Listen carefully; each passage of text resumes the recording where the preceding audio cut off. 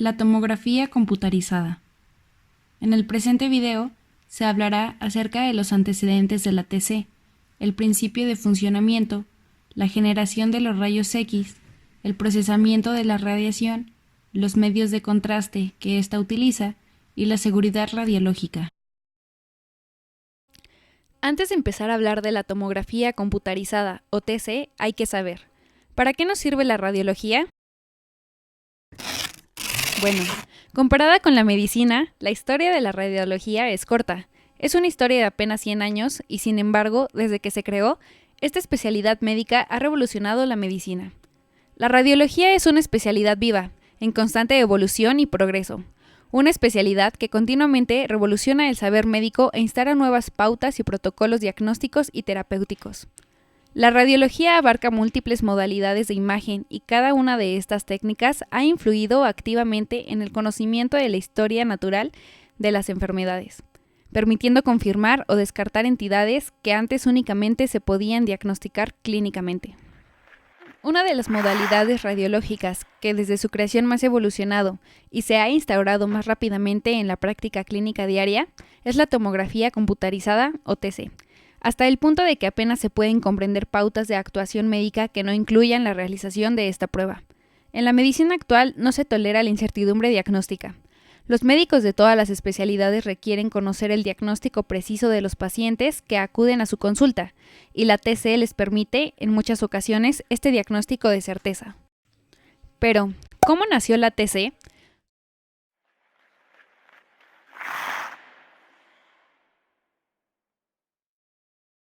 Sus fundamentos matemáticos fueron establecidos en el año 1917 por Radon, quien probó que era posible reconstruir un objeto bidimensional o tridimensional a partir de un conjunto de infinitas proyecciones que calculaban la densidad de las mismas. El primer aparato de tomografía computarizada, o TC, fue producido en la compañía disquera EMI, Electric and Musical Industries. En el año 1955, esta compañía decidió diversificarse y con tal fin instaló un laboratorio central de investigaciones para reunir científicos para proponer proyectos interesantes en diversos campos. Su creador fue el ingeniero Gottfried Hounsfield, Premio Nobel en Medicina en 1979, por el desarrollo de la tomografía asistida por computadoras. Entró a trabajar en 1951 a EMI y en 1967 propuso la construcción del escáner EMI, que fue la base de la técnica para desarrollar la TC, como una máquina que unía el cálculo electrónico a las técnicas de rayos X con el siguiente fin: crear una imagen tridimensional de un objeto, tomando múltiples mediciones del mismo con rayos X desde diferentes ángulos y utilizar una computadora que permitiera reconstruirla a partir de cientos de planos superpuestos y entrecruzados. La tomografía computarizada se constituyó como el mayor avance en radiodiagnóstico desde el descubrimiento de los rayos X. En aquellos tiempos, cada corte o giro del tubo emisor de radiación requería 4 minutos y medio para realizarse, además de los 60 segundos indispensables para reconstruir la imagen. Actualmente, con los tomógrafos multicorte, se realizan 2 cortes por segundo, y estos se reconstruyen instantáneamente. A medida que se hacían más rápidos y presentaban mejor resolución, los tomógrafos fueron pasando por distintas generaciones. La primera emitía un rayo y se movía paralelamente con un detector en el extremo opuesto del portal, los cuales giraban alrededor del paciente hasta 180 grados. La segunda emitía haces en forma de abanico y contaban con detectores lineales en el extremo opuesto, ambos giraban en torno al paciente. La tercera cuenta con un haz en forma de abanico que abarca todo el desplazamiento de los haces. Además, entre cada detector hay divisiones de tungsteno que reducen la radiación reflejada. Tanto el haz como los detectores giraban en torno al paciente. La cuarta usa un haz en forma de abanico. La fuente de rayos X se mueve alrededor del paciente. Existe un arreglo perimetral de detectores a lo largo del portal, los cuales son fijos. Las generaciones 3 y 4 son las que comúnmente se encuentran en los tomógrafos computarizados comerciales actuales. Los posibles usos de este método diagnóstico son los siguientes: anormalidades del cerebro y médula espinal, tumores cerebrales y accidentes cerebrovasculares, sinusitis, aneurisma de aorta, infecciones torácicas, entre muchos otros más. No debemos confundir la tomografía computarizada con la radiología convencional de rayos X o de placa simple, que igualmente permite tener una visualización en 2 dimensiones, pero con mucho menor detalle, debido a que se superponen las diferentes estructuras del organismo sobre una misma imagen. En cambio, para la tomografía computarizada, utilizamos un haz muy bien dirigido y con un grosor determinado, que depende del tamaño de la estructura a estudiar, pudiendo variarlo desde los 0.5 milímetros hasta los 20 milímetros. Otra diferencia notable entre estos dos métodos diagnósticos es que en la placa simple las estructuras se ven radiolúcidas, en negro, por ejemplo el pulmón, y radiopaco, en blanco, por ejemplo el hueso, no pudiéndose diferenciar otro tipo de densidad, mientras que en la TC podemos distinguir distintas densidades, pudiendo así reconocer los múltiples tejidos. Además, se logran visualizar detalles de hasta 1 milímetro o 2, cosa no factible en la placa simple, dejando muy pocas estructuras fuera de observación. Esta resolución es una ventaja fundamental para el diagnóstico precoz de procesos tumorales. En cuanto al principio de funcionamiento, el cual consta de las etapas de generación de rayos X, su detección a través del paciente y su procesamiento, se tiene lo siguiente. Los tomógrafos generan sus rayos X de la misma manera que los equipos convencionales. Estos cuentan con los siguientes elementos: un tubo de alto vacío, un filamento, que denominaremos como cátodo, una placa de wolframio molibdeno, que llamaremos ánodo, una fuente de alta tensión, que normalmente van de 10 a 100 kV, y una fuente de corriente. Al alimentar el circuito con alto voltaje, los electrones del conductor reciben una alta cantidad de energía cinética. Esta elevada energía cinética, junto con el voltaje, calientan el filamento y facilitan la salida de los electrones del material al medio. A este fenómeno se le conoce como emisión termiónica. Los electrones son atraídos por el voltaje en la terminal del ánodo, y al impactarse con él, pierden energía cinética. Este cambio en energía del electrón es lo que produce a los fotones de rayos X. Es así que los equipos convencionales y los tomógrafos producen sus rayos X. Sin embargo, este proceso es muy ineficiente, ya que, de todos los electrones emitidos, solo el 1% generan rayos X. ¿Por qué pasa esto? Cuando se lanzan los electrones, es mucho más probable que estos golpeen electrones de los orbitales superficiales del átomo del ánodo. El electrón puede actuar como canica, golpeando a un electrón en un orbital y sacarlo de este mientras le transfiere parte de su energía cinética. Esto produce un fotón de menor energía al de los rayos X, y es lo que sucede en la mayoría de los casos. Al haber intercambios de energía cinética en el ánodo, esta placa se calienta, por lo que cuenta con un sistema de enfriamiento, ya sea al girar el ánodo a varias revoluciones por minuto o por un sistema de tubo de enfriamiento del tubo completo. Para producir los fotones de rayos X, los electrones lanzados deben hacer una de dos cosas. La primera es chocar con un electrón de un nivel de energía muy cercano al núcleo. Esto produce una colisión elástica entre los electrones y deja un hueco en el nivel de energía donde se hizo la colisión para que un electrón de un nivel de energía superior tome su lugar. Este intercambio de energía sí permite la generación de un fotón de rayos X. La segunda es acercarse al núcleo del átomo y ser repelido por las mismas fuerzas que hacen que los electrones propios de un átomo no se acerquen al núcleo. Esto genera un cambio brusco de energía cinética y dirección del electrón, lo que produce un fotón de rayos X. De estas maneras, los tomógrafos producen los rayos X para el diagnóstico por imagen, aunque esto nos entrega una nueva incógnita. ¿Cómo se usan estas radiaciones para generar la imagen de la tomografía? La radiación tiene una intensidad inicial. Esta se va perdiendo conforme la misma atraviesa la materia.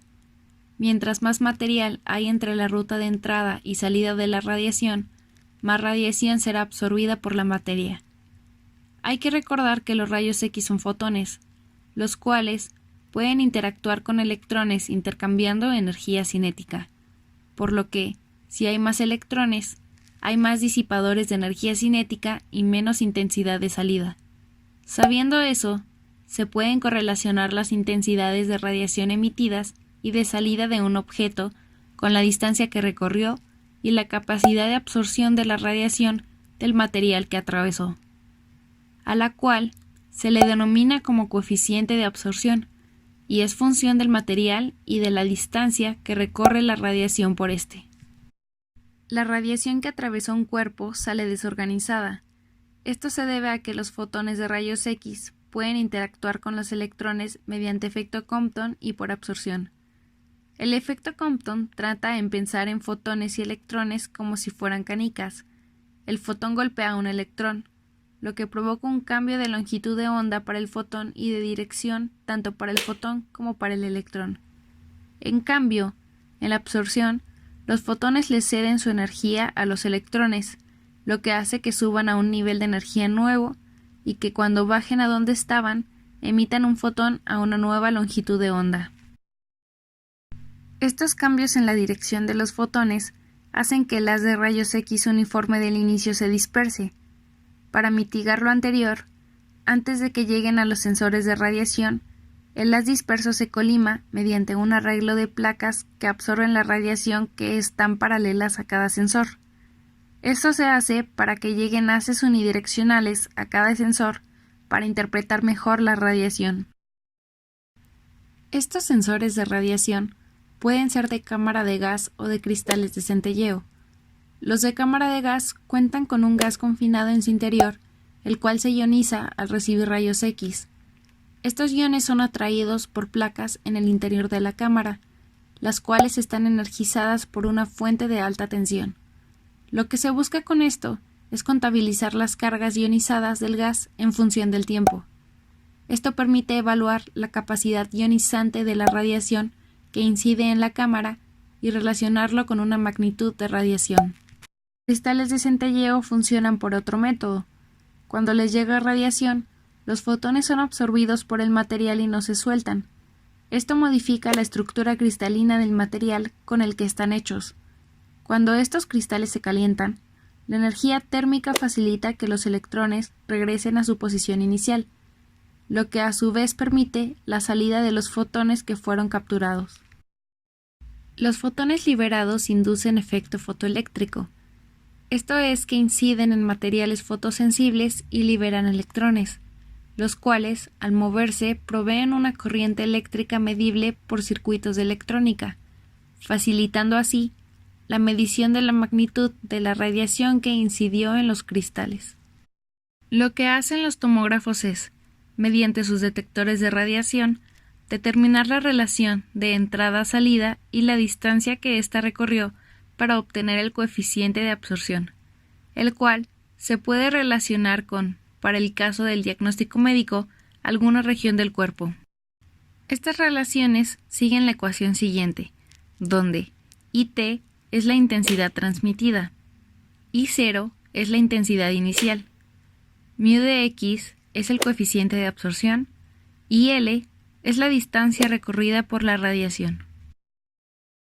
Una vez que se obtienen los coeficientes de absorción, estos se usan para la construcción de la imagen médica siguiendo los siguientes pasos. Primero, se interpreta la magnitud de la radiación y se convierte en una señal eléctrica que corresponde a la intensidad transmitida. Normalmente, la señal se amplifica antes de la siguiente etapa, ya que esta es muy pequeña y debe de mapearse a valores de voltaje digital para que la computadora los entienda. Después, el integrador suma los componentes de la señal recibida a lo largo de un tiempo fijo, el cual es el inverso a la frecuencia de trabajo de un multiplexor. El convertidor analógico digital, o CAD, emite una señal por cada entrada en un intervalo de tensión predefinido por el fabricante hacia la computadora para su procesamiento. Luego, se pasan las señales a un convertidor analógico digital, la cual pasa la señal a un tren de pulsos equivalente a la magnitud de la señal de entrada. Los medios de contraste son sustancias utilizadas para mejorar la visualización de estructuras en las imágenes médicas. El contraste que pueden aportar a la imagen puede ser de tipo positivo. Esto es que tiñen una estructura de tal manera que ésta se vea más iluminada en la imagen médica que otros elementos a su alrededor, o que sean negativas, es decir, que vuelvan a la estructura más opaca que a sus alrededores. Los medios de contraste empleados en la tomografía computarizada son los siguientes: soluciones con yodo, solución de sulfato de bario y dióxido de carbono. Las soluciones iodadas y de sulfato de bario son de contraste positivo, por lo tanto, se les denomina radioopacas. Esto quiere decir que absorben una mayor cantidad de radiación en el espectro de los rayos X que lo que esté alrededor, por lo que la imagen teñida con estas soluciones se volverá más blanca e iluminada en comparación con las que no interactúen con el medio de contraste. Las soluciones con yodo pueden ser eléctricamente neutras o con iones. El tipo de solución dependerá del tipo de examen a realizar y no deben de usarse en personas que padezcan de patologías en la tiroides. Estas soluciones no presentan un grado de citotoxicidad bajo condiciones normales, por lo que no representan un peligro más allá de algunas reacciones alérgicas que pueden no presentarse, además de que se eliminan sin problemas a través de la orina. La solución de sulfato de bario se usa en estudios del aparato gastrointestinal. Este no presenta citotoxicidad, ya que no se absorbe por el cuerpo, sino que se elimina por vía anal. El dióxido de carbono se usa para el estudio de vasos sanguíneos, permitiendo oscurecerlos en la imagen médica. Estas moléculas de gas no presentan toxicidad a las cantidades implementadas durante las pruebas y se metabolizan por vía respiratoria. Además de conocer sobre el funcionamiento de la tomografía computarizada, sus generaciones y los medios de contraste que ésta utiliza, también debemos considerar importante el saber acerca de los daños que la TC podría causarnos debido a las altas dosis de radiación que recibe el sujeto estudio, ya que éstas aumentan con la cantidad de cortes que se realizan. Como lo mencionamos anteriormente, la tomografía computarizada usa rayos X. Este tipo de radiación es capaz de ionizar el medio por el que atraviesan. Esto lo logran al proveer energía a los electrones de los átomos, facilitando así su liberación al medio y generando iones en el proceso. Por eso se le denomina a este tipo de radiación como ionizante.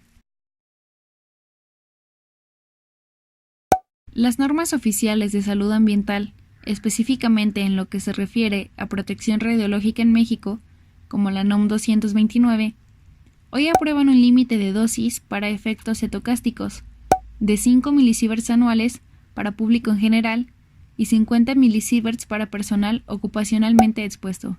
Sin embargo, no hay un límite de dosis establecido para pacientes. La tomografía computarizada se realiza únicamente cuando hay una indicación precisa, puesto que, como ya lo mencionamos, la dosis de radiación que produce es muy alta. Cabe advertir que la dosis recibida por el paciente, con la práctica de una TC de cráneo, 2.3 milisieverts, equivale a 115 radiografías convencionales de tórax, y es similar a lo que supondría 3 años de radiación ambiente. Las complicaciones mortales son absolutamente excepcionales. Su posibilidad es de 1 por cada 100.000 o 150.000 exploraciones, y la posibilidad es todavía mucho menor en niños por no haber sensibilización previa. Finalmente, podemos considerar a la tomografía computarizada como un método para diagnóstico que demuestra una gran calidad en la definición de imagen, y su uso permite detectar o descartar patologías que pueden pasar desapercibidas bajo el estudio con técnicas radiográficas convencionales. Sin embargo, debemos de considerar las altas dosis de radiación que ésta utiliza. Por ello, se usan normas a nivel nacional e internacional para regular el uso de estas radiaciones.